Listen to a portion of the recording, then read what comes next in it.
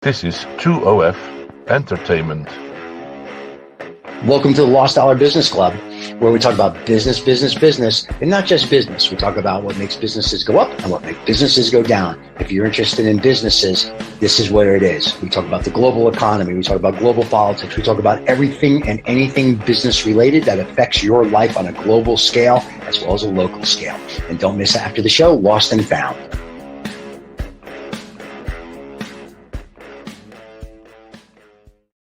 All right, welcome back to the show, Corey. Great to have you back. Thank you very much. Nice to be back.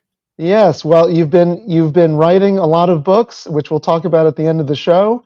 You are the author of The Bezel, which I really enjoyed reading, and we'll start off the show. This will be a quick one, but we'll start off the show by talking about the collapse of the car manufacturer or car seller, Fisker, which was they pushed a software-defined car, and you're going to tell us all about that and why it's a disaster for really for the average consumer, and maybe it's good for the people who are trying to sell these things. And we'll also talk about global antitrust, which there's a lot of momentum that's happened since the last time you've been on the show, and we on the show want to see that continue. So maybe we can talk about what that looks like in 2025 and beyond. But let's start with Fisker. What's the scoop on that? You wrote a great winding article about that last October. Yeah, so they're an e-car vendor, an EV vendor. Their promise was that their car was software defined. It's not really a meaningful term. I mean, like a software defined radio is literally like an oscillator and a digital signal processor that changes its characteristics based on what software you have. A software defined car is not like a lump of steel that rearranges itself into a car when you load a different program.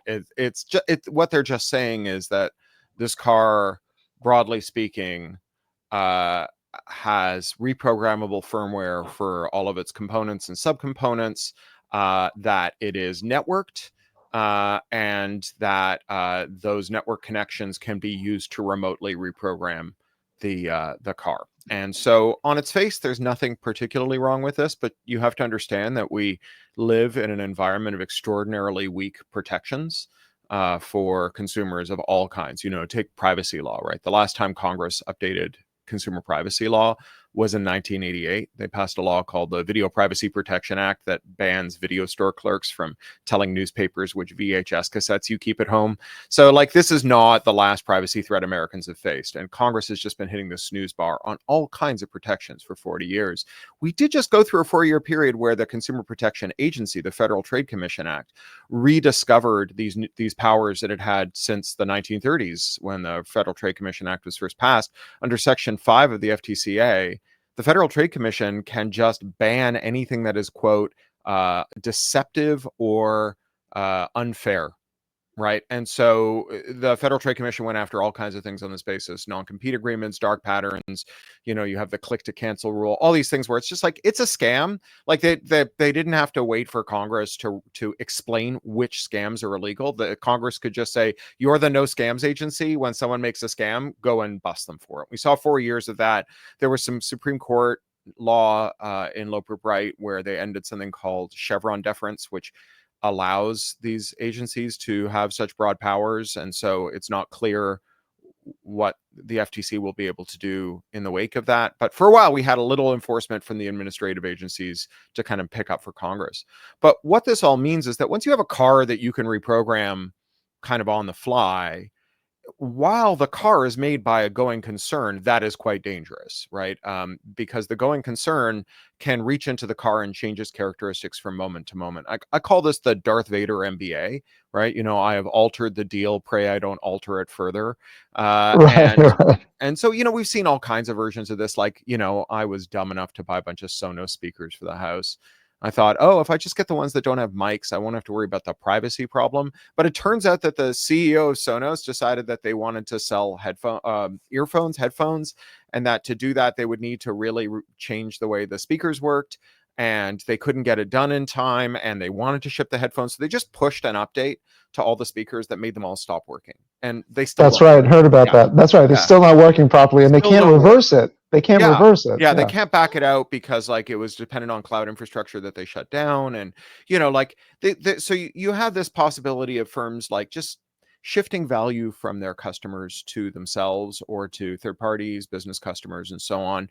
This has been going on for a long time, ever since software definition became a component of the ongoing functionality of a device. I mean, I remember Apple rolled out iTunes, and they started selling you music, and they had a feature that let you stream from any iTunes instance to another iTunes instance, so you could have a music server at home and listen to it at work.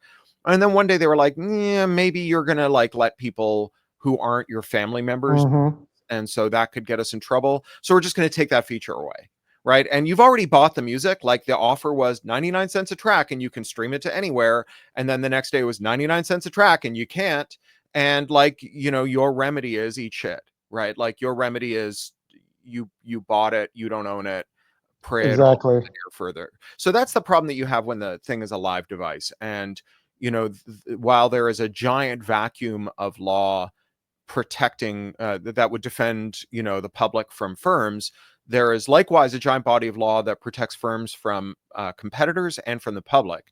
So broadly, we call these IP laws, but they're kind of a mixed bag. So like if you want to reverse engineer the diagnostic codes in a car or an iPhone or anything else you might want to fix, powered wheelchairs or glucose monitors or, any one of a number of devices, thermostats and so on, bypassing the digital lock that is used to scramble those error codes, that's a felony under Section 1201 of the Digital Millennium Copyright Act. It comes with a 5-year prison sentence and a $500,000 fine.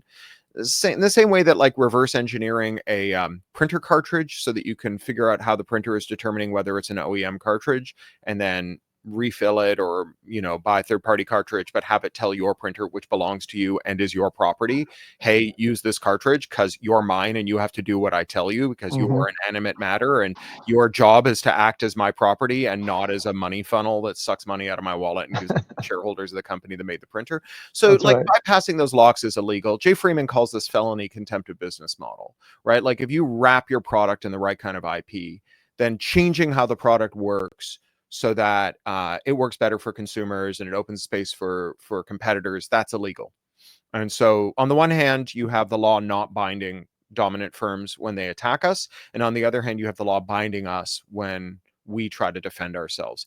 Frank Wilhoit said at one point that conservatism consists of the premise that there are in-groups whom the law protects but does not bind, and out-groups whom the law binds but does not protect. And that's a pretty good summary of this stage of business law at this moment. And so that's when the company's in business, right? And then the company goes out of business. And so what you've got is a kind of ghost ship where like hypothetically you still need someone to sign off on things like activating a car when it's sold off the dealer lot or activating a car when it's sold from one consumer to another, one driver to another. But that company doesn't exist anymore. It is, Fisker had a really chaotic wind down. The landlord described going into their offices and just finding like mounds of garbage and like chairs tipped over. It was like, last chopper out of Saigon kind of thing. And so like, who do you ask? Well, you don't know. But like, first of all, there is no pre-existing tool chain for reverse engineering these and maintaining them and getting error codes to independent mechanics and so on. That's right. Because that tool chain would be illegal. And second of all, no one's going to make that tool chain because you never know if someone is going to buy these assets at a bankruptcy, turn around and go, hey, guess what? You're a felon now. Actually, you were a felon the day you reverse engineered these, but we're going to do something about it. And so, yeah, maybe a tinkerer figures it out. Maybe like with John Deere tractors, there's this mysterious Ukrainian firmware you can load in your John Deere tractor. No one knows who made it and no one supports it and no one knows that there's malware in it, but you can do it. You can disconnect your tractor from the John Deere Borg, but you just have this situation where like all the unsold cars are bricked. All the existing cars are kind of on a trajectory to become bricks. And if there are critical vulnerabilities, because like one of the things about a software-defined car is that hypothetically you could like disable the brakes if there was a problem with its authentication system. And so if there are critical vulnerabilities, you can't write a patch for them. And so really these cars like were designed in a way they treated the people who own them as attackers and tried to resist those people understanding and modifying them.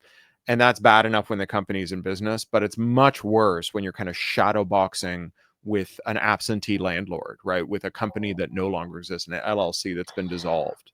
I think that attitude of that combative attitude with your so-called customer, the consumer, I think that's something that you've pointed to many times, and that's kind of endemic now, where these companies seem to be seeing their own supposed customers as this combative force that they need to be against and aligned against, and that's why you get these kind of IP protection methodologies that are anti-consumer ultimately. Well, look, firms and their customers and their suppliers are to a certain extent playing a zero-sum game, right? The more value that there is for consumers, the less value is left behind for shareholders, right? That's just, sell the product more cheaply to me and you make fewer profits. Let me get an independent service depot to fix my thing instead of paying whatever your service depot charges me. You've got fewer profits, right? So every iota of value that accrues to me as the owner of a device is an iota of value that is taken away. Now, normally the way that we approach a kind of good equilibrium where firms make things that people want and the people feel good about what they've paid for is by having constraints on firms. And the first one is obviously it's just competition, right? Like if your value proposition is poor and someone has a better one, then by and large, you'll lose business to them. And one of the ways that we've seen competition eroded is through the 40-year-long drawdown of antitrust enforcement, where we let firms just buy their competitors. And a really good example just came up this week, where Disney, which owns ESPN and other sports networks, had been sued by a company called FUBU, that is a kind of skinny bundle for sports programming. And I will say right here, like, I'm not a sports guy. I don't know how many baskets you need to score to win a game of golf. Like, this is not my thing. But obviously sports is a really important market to a lot of viewers and fans, and of course athletes, performers, and leagues and so on. So Disney had been trying to buy one of its competitors to really fence out finally all possible rivals, including FUBU. And so FUBU brought a private antitrust action against Disney. One of the cool things about antitrust law in America is you don't have to wait for government enforcers to challenge mergers. There's what's called the private right of action, which allows individual firms to challenge mergers and also to challenge other anti-competitive behavior. And most notably, we saw Epic sue Google over Fortnite and the App Store successfully. And so this company, FUBU, brings a case against Disney. And the way Disney resolved that case was by buying FUBU. Right. And wow, that, so you have, FUBU's own representations to the court that allowing Disney to purchase competitors is anti-competitive because it has a dominant firm place in the market, right? And then FUBU agrees to sell itself to Disney, right? And if you have the one side of a acquisition that has made sworn statements to a court saying that an acquisition like this one would lessen competition, and you can't bring competition law to bear to prevent that merger, then what competitions can you prevent? Right? What mergers can you prevent? That's right. Like, if I'm sitting here saying, like, to the court, if this were to happen, it would be a premeditated murder. That is to say, murder in the first degree. For avoidance of doubt, I mean, they're going to kill a guy and they're going to plan to do it. And then I join in with them. And then I say, how do you prove I intended to do a murder? Maybe I didn't know it was a murder. Like, at what point do we say, well, okay, that this is what we're really saying here is that we don't enforce this law. That's the problem. Yeah. And maybe this is a good time to talk about what's happening with antitrust law. Yes, perfect timing, because you've talked about, I mean, we've Google, and you just brought up the Google situation with their App Store. I mean, you pointed out in your article from October that antitrust fervor has spread to Canada, Australia, and even China. So I love that in the sense that antitrust as a concept is everywhere now. They don't all have the same ability of the private right to pursue, but at least it's a conversation that's happening everywhere. It seems like in the Western world, in the world. Yeah. So, like I said, there was a 40-year period, which we sometimes call it the neoliberal period. But roughly speaking, Jimmy Carter to Joe Biden.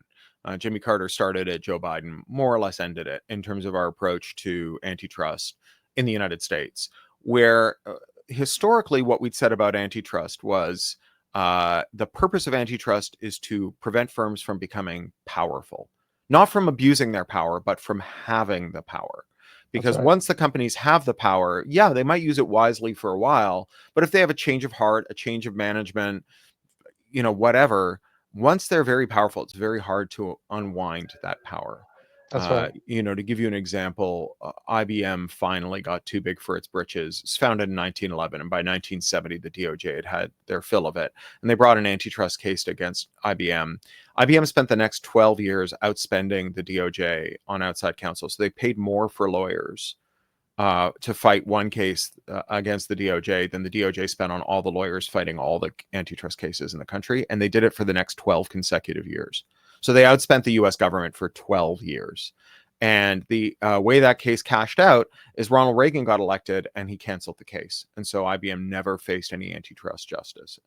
And so that's why we worry about power accumulating, right? Because once it's accumulated, it's hard to dismantle.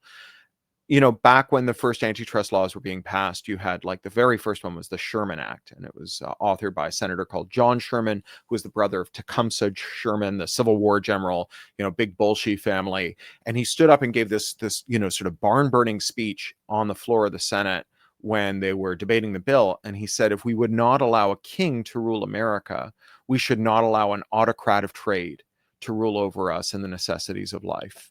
And so this was the purpose, right? It was about power. And there was a fringe theory basically promoted by rich guys that said, actually, giant companies are great. They use their power wisely. They squeeze suppliers to create discounts that are then handed over to consumers. They gain these efficiencies of scale. And if they really do misbehave and abuse their power, the market will take care of it. And so this was called the consumer welfare theory. That's and right. it was a fringe theory until the Carter administration. And Carter hesitantly adopted this and started to draw down cases that the DOJ had been thinking about bringing and to direct policy in this way. Reagan really accelerated. So Carter was pulling out the odd Jenga block. Reagan was just yanking them out by the fistfuls. But every president since just embraced this theory that monopolies are efficient, that if you see a company that has acquired a dominant market share that makes it look like the Ba'athist party in Iraq before the fall of Saddam, like Apple with a 90% market share, or rather Google with a 90% market share in search, right? That you should just assume that they got that market share by doing something good, right? Why does Google have 90% of the search market? Because they have the best search engine. And wouldn't it be perverse to use public funds to punish a company from doing something we love so much? Right. And so they just tolerated monopolies. And for 40 years, we saw this official tolerance of monopolies. And we saw, unsurprisingly, the growth of monopolies. Now, I say unsurprisingly, but the economists who oversaw this are well, how do you know that the reason we have all these monopolies is that we decided to not enforce anti-monopoly law? Maybe it was just time for monopolies. And I always say this is we used to have rat poison that we used to keep the rats down in the barn. And these guys were maybe you don't need rat poison. And so we stopped putting down rat poison. In fact, we let the rats buy the poison factory and shut it down. And now rats are eating our faces off. And these guys are why are you blaming me for your rat problem? How do you know it was the absence of rat poison that caused the rat problem? Maybe it's the time of the rat, right? Maybe the stars have aligned. The great forces of history have borne down on this moment to cause rats to be more fecund and vicious than at any time in history. So that was the theory right up until Biden. And I don't think Biden started enforcing antitrust law through his enforcers like Lena Khan and the Federal Trade Commission and Jonathan Cantor at the DOJ and gosh, I just blanked his name. The Consumer Finance Protection Board Bureau's chief, whose name just gone out of my head. I'm 53 years old and in the midst of a wildfire. So yeah, thank you. Yeah, no worries. We'll get that name. But I don't think that he did this because of any conviction. I think rather what happened is that we really do see historical forces aligning for blunting corporate power. Stein's law says anything that can't go on forever eventually stops. And there have been so many ways in which corporate power has been so visibly abusive. Exactly. Not just here, but like everywhere. Like you said, in the United Kingdom, you have the Competition and Markets Authority with the Digital Markets Unit, 70 full-time engineers that do nothing but research how tech companies abuse their monopolies. You have the European Commission, which under its former leadership, Marguerite Vestager, brought in the Digital Markets Act and the Digital Services Act and began this very robust campaign of enforcement. Now, I should note, Marguerite Vestager was just fired and replaced with someone friendly to big tech after a full court press by big tech lobbyists. Of course. So, Yep. one That's a good step forward, point. 2 steps back. Mhm. You have Australia and Canada starting to do this. I'm a Canadian. We're like serial killers. We're everywhere. We look just like everyone else. And the Canadian Competition Act is so weak that in the history of the Canadian Competition Bureau, only 3 mergers were ever challenged and 0 were stopped. But we have a new competition law that actually gives the powers to the Competition Bureau you'd expect it to have. There you go. And in China, the Cyberspace Act prohibits dominant tech firms from blocking interoperability, from blocking reverse engineering by smaller tech firms, because despite what Facebook and other Cold War 2.0 people will tell you, that American tech monopolies are necessary to keep American cyberspace safe from the Chinese Communist Party, China does not think of WeChat and these other tech companies as adjuncts of the state. They think of them correctly as competitors to the state. This is why they were like rounding up people like Jack Ma and sticking him in a gulag, right? Like, Right. for putting people in gulags, but it's very hard to support the idea that Xi Jinping is in bed with tech companies when he's arresting their leaders and putting them in prison, right? I think he thinks that they're like adverse to him. And so you have this broad current. You also have state by state antitrust enforcement. It's not just that private firms in the United States can bring antitrust to bear. It's also that state attorneys general can too. And you have these, like, especially like red state attorneys general who you'd expect to be very sympathetic to big business, who nevertheless are, presiding over government, or rather part of a government that sees its path to electoral victory as having extremely low taxes, but whose constituents would like to have like paved roads. And so they need to find the money somewhere. Right. And, if you're Ken Paxton, the Attorney General of Texas, the win-win here is you go after Google, you call them a woke big tech company from the West Coast. You hit them for $200 million. And, you do right by your state. And the thing to note here is that although it's a selective enforcement of antitrust law, it's not an unjust enforcement of antitrust law. Google is in fact a monopolist. The thing is that there's a target-rich environment for state attorneys general who want to just find a giant company with a lot of money. As Willie Sutton said, you rob banks because that's where the money is, right? You go after tech giants because that's where the money is, and you get lots of you suck tons of money out of them. And you're seeing this internationally too. So the Digital Markets Unit in the UK, for several years, it had investigative powers, but not enforcement powers, just because the UK politics were so chaotic. They just couldn't pass that bill. They just kept having governments fall before the bill could be passed. And so what they would do is do these very deep investigations into things like how Apple monopolizes payments, which they couldn't act on, but then the European Commission acted on it, and not only used it as the basis for the Digital Services Act, but also took hundreds of millions, I think maybe even billions of euros out of Apple in fines for it. And then South Korea and Japan took the exhibits, the arguments, and the research, and they brought their own successful cases there too, because every country that was rebuilt by the United States after World War II and the Korean War under the Marshall Plan had its antitrust laws rewritten to match American antitrust laws. So a valid case in the US works in Europe, it works in the United Kingdom, it works in South Korea, and it works in Japan. And so you get this kind of coalition of the willing, where relatively small governments are able to bring successful antitrust cases, including state governments in the United States, but also the national governments of individual European countries and countries in the Pacific Rim.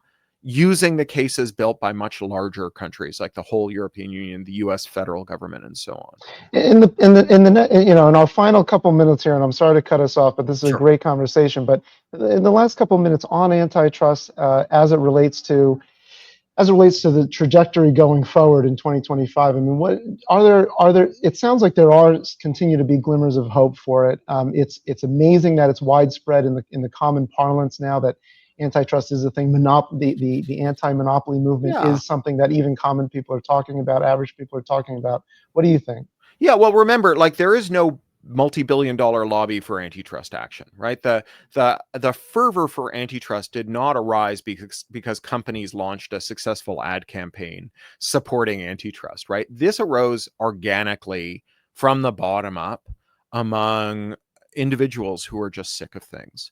And so the fact that there's a change in government does not change that sentiment, and it does not change the political capital available to governments that act on it.